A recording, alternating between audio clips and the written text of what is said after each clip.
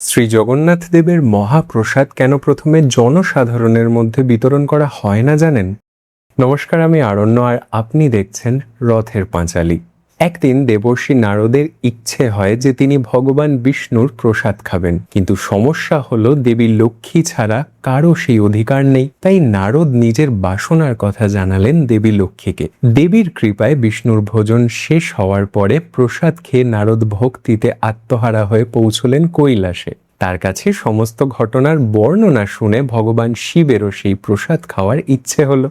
এমন সময় হঠাৎ শিবের চোখ পড়ল নারদের আঙুলে লেগে থাকা এক ক্ষুদ্র অন্নদানার ওপর। সেই এক কণা মাত্র প্রসাদ খেয়েই ভগবান শিব আনন্দে নৃত্য করতে শুরু করে দিলেন। এদিকে স্বামী একা একা প্রসাদ খেয়েছেন শুনে দেবী পার্বতীর ভারী অভিমান হলো। তাই তিনি ভগবান বিষ্ণুর কাছে গিয়ে এমন এক আবদার করলেন যে বিষ্ণু একই সঙ্গে আশ্চর্য আর আনন্দিত হয়ে উঠলেন। আসলে দেবী যে জগৎ মাতা, সমগ্র জীব জগৎ তার সন্তান, আর সন্তানকে অভুক্ত রেখে কি মা একা খেতে পারেন? তাই তিনি এমন এক বর চাইলেন যাতে সমগ্র বিশ্ববাসী ভগবান বিষ্ণুর প্রসাদ গ্রহণ করতে পারে। দেবীর মাতৃস্নেহে প্রসন্ন হয়ে ভগবান বিষ্ণু কথা দিলেন যে কলিযুগে যখন তিনি জগন্নাথ রূপে আবির্ভূত হবেন তখন তার প্রসাদ প্রথমে দেবীকে নিবেদন করা হবে। তাই আজও পুরীর শ্রীমন্দিরের মহাপ্রসাদ দেবী পার্বতীর স্বরূপ দেবী বিমলাকে নিবেদন করা হয়। তারপরেই আমার আপনার মতো ভক্তরা সেই মহাপ্রসাদ গ্রহণ করতে পারেন। এমন আরো অজানা গল্প শুনতে চাইলে ফলো করুন, কারণ টেক্সট বুকে